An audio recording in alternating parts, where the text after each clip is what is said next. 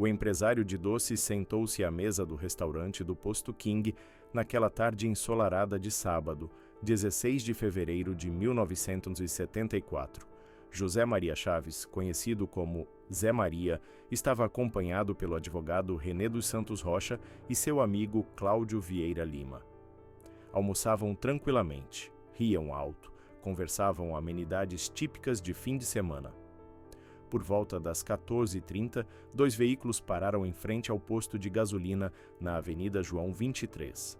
6 homens desceram, todos armados. Todos policiais civis.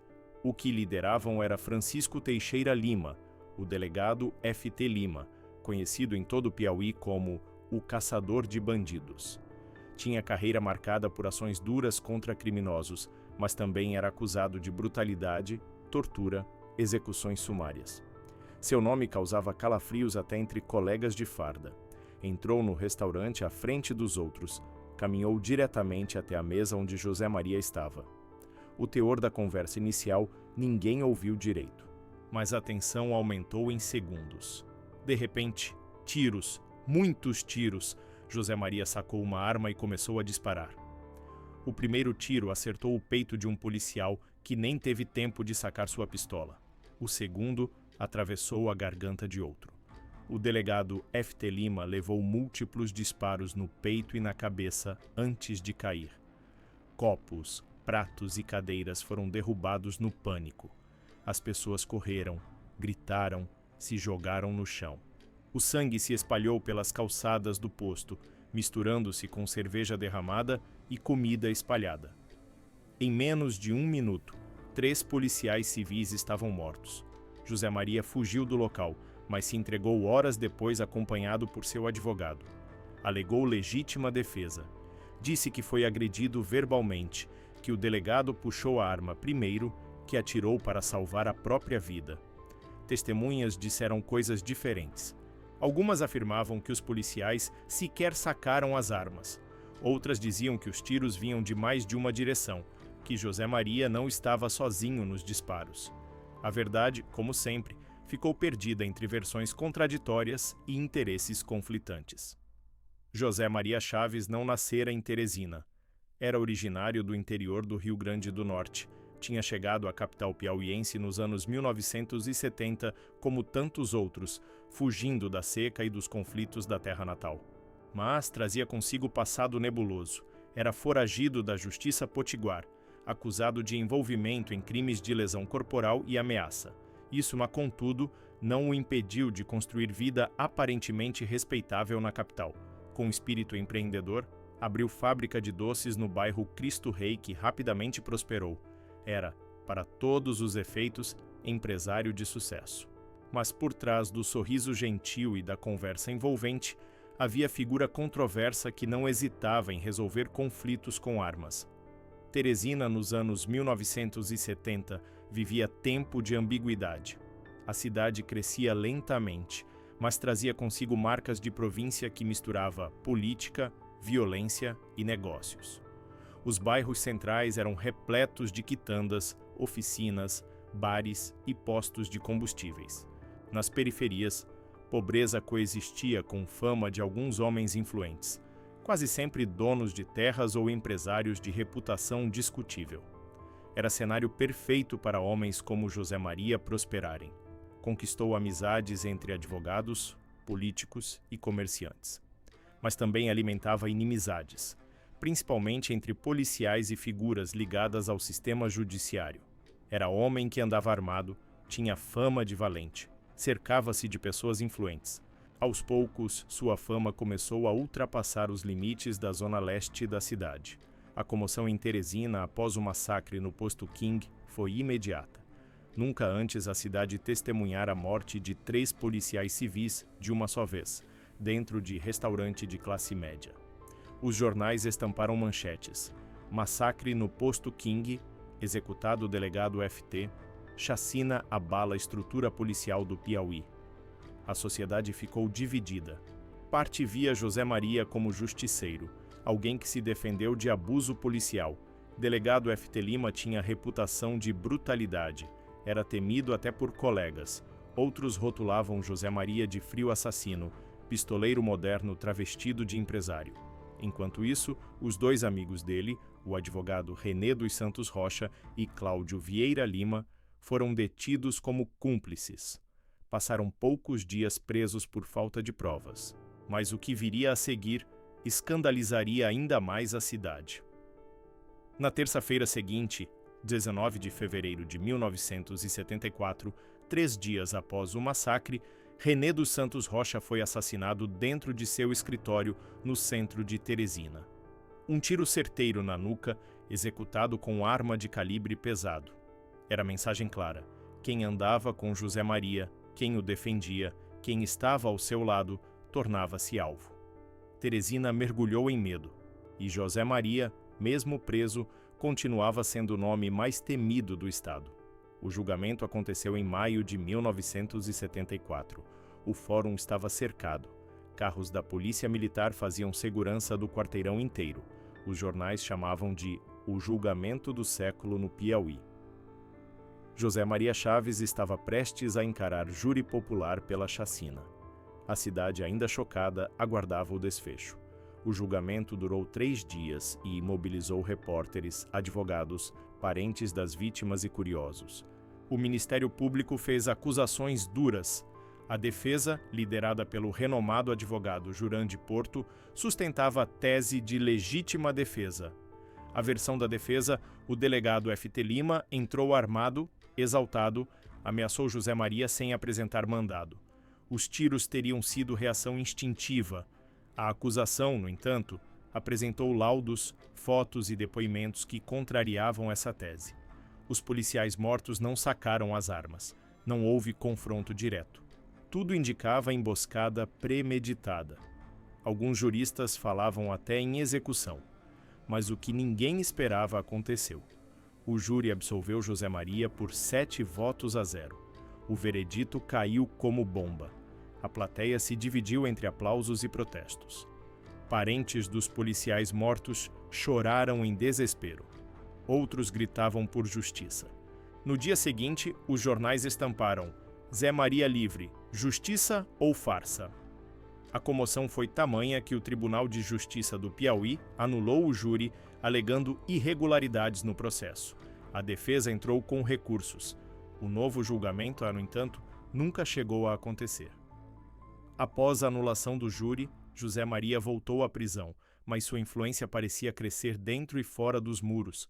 Em poucos meses, Justiça autorizou que ele trabalhasse fora do presídio durante o dia, retornando à noite. Voltou a cuidar da fábrica de doces. Circulava por escritórios de advogados, almoçava em restaurantes, era visto em festas, sempre cercado de amigos influentes, sempre armado. A imprensa começou a questionar como o homem acusado de matar 3 policiais a sangue frio, que teve julgamento anulado, poderia estar livre durante o dia. A resposta era sempre a mesma: a lei permite ao preso em regime provisório trabalhar sob vigilância se não representar risco. Mas José Maria não era qualquer detento. Era tratado com deferência por carcereiros e servidores do judiciário. Nunca faltava dinheiro, comida ou apoio. Havia quem dissesse que mantinha espécie de escritório do crime dentro da prisão, de onde articulava negócios e resoluções de problemas alheios. Naquela época, dizia-se que Zé Maria não era apenas pistoleiro. Era homem perigoso com cara de doutor, pistoleiro de gravata, como chamavam nas rodas mais discretas da cidade.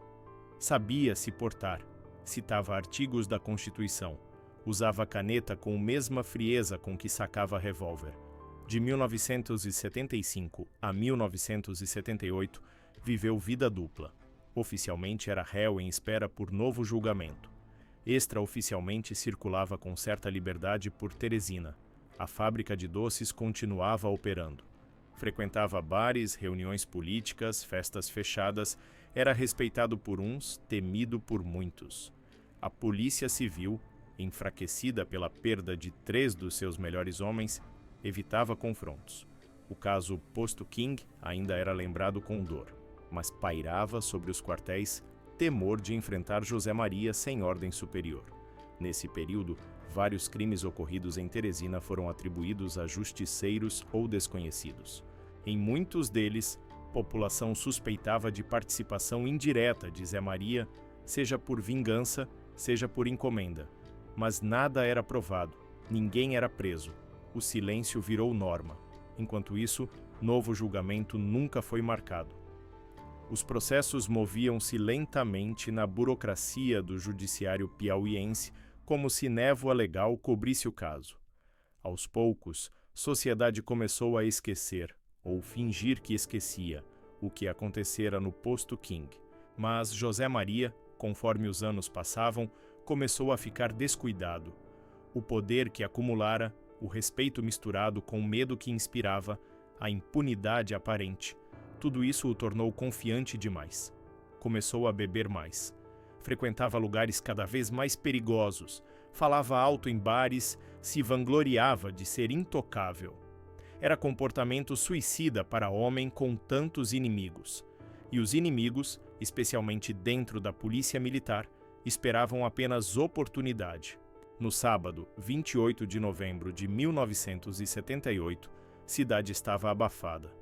Era tarde de verão, céu carregava nuvens grossas. José Maria saiu de casa cedo, como fazia nos fins de semana.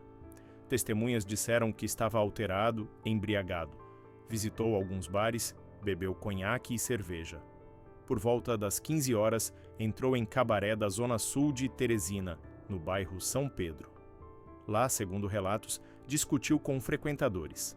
Disse que era homem de respeito.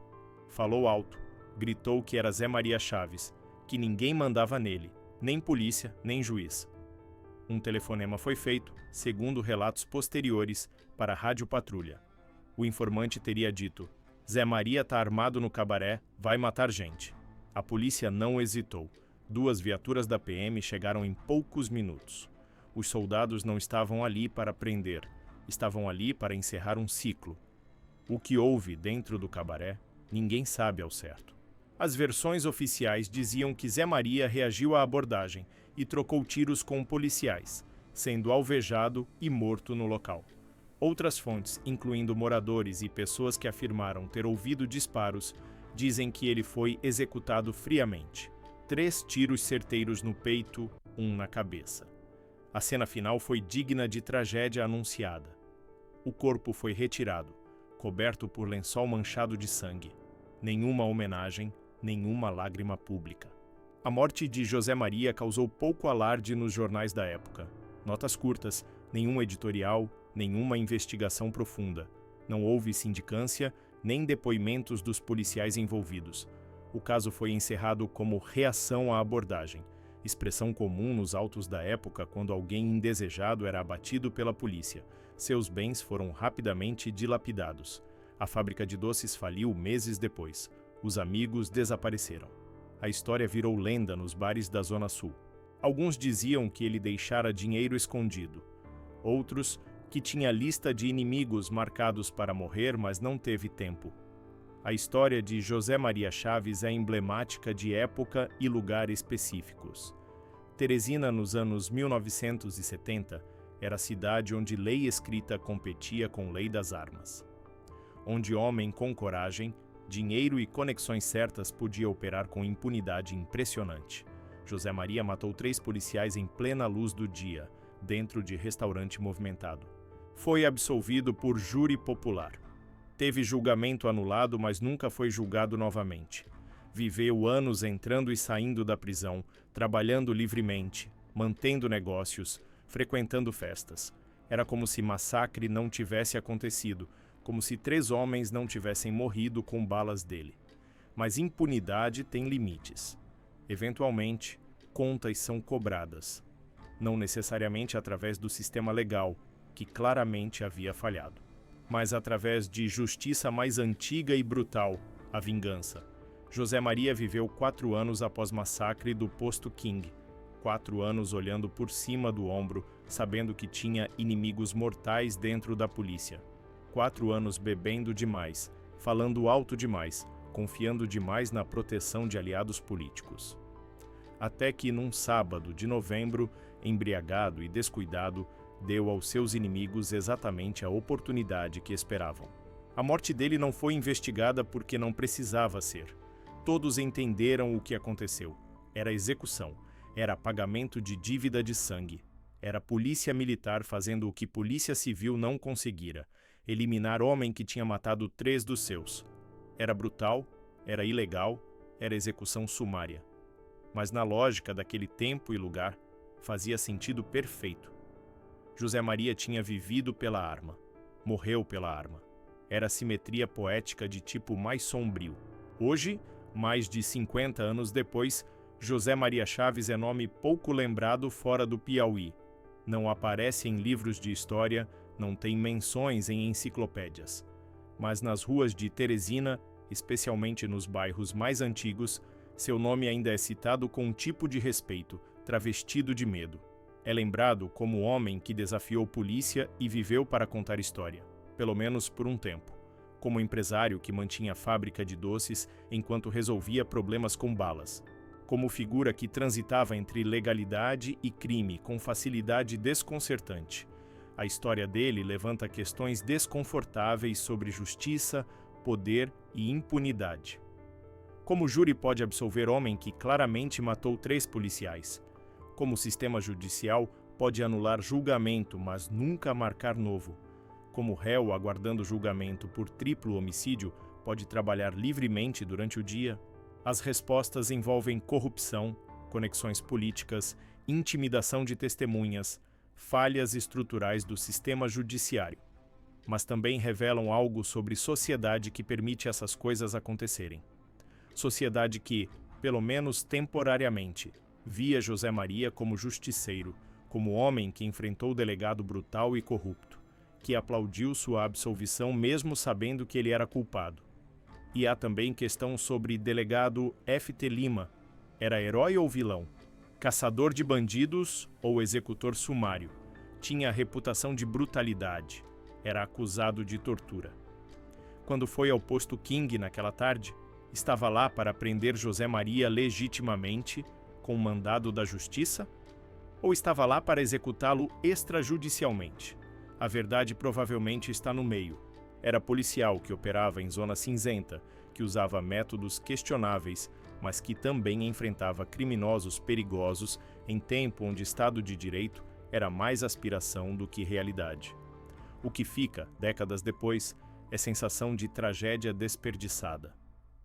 3 policiais mortos. Um advogado executado 3 dias depois. Um empresário pistoleiro vivendo anos em limbo legal antes de ser abatido em cabaré. Famílias destruídas de ambos os lados. Justiça nunca feita, apenas vingança cumprida. E sociedade que assistiu tudo isso acontecer, dividida entre apoio e repúdio, entre lei e justiça de rua, entre Estado formal e poder informal de homens como José Maria Chaves. É a história que Teresina prefere esquecer, que não é contada em escolas, que não é celebrada em monumentos, mas que persiste em memória coletiva de quem viveu aquela época, em conversas de bar, em histórias contadas pelos mais velhos, em advertências sussurradas sobre o que acontece quando alguém desafia poderes que não deveria desafiar. José Maria Chaves viveu e morreu nas sombras, nessa zona cinzenta entre legalidade e crime, entre respeito e medo, entre impunidade temporária e vingança inevitável. E sua história permanece como lembrança incômoda de tempo em que Teresina, como tantas outras cidades brasileiras, era governada não apenas por leis escritas, mas por códigos mais antigos de honra, violência e poder que funcionavam paralelos ao Estado, às vezes em colaboração com ele, às vezes em oposição direta, códigos que ainda hoje, embora mais velados, continuam operando nas sombras de muitas cidades brasileiras, esperando apenas oportunidade para emergirem novamente.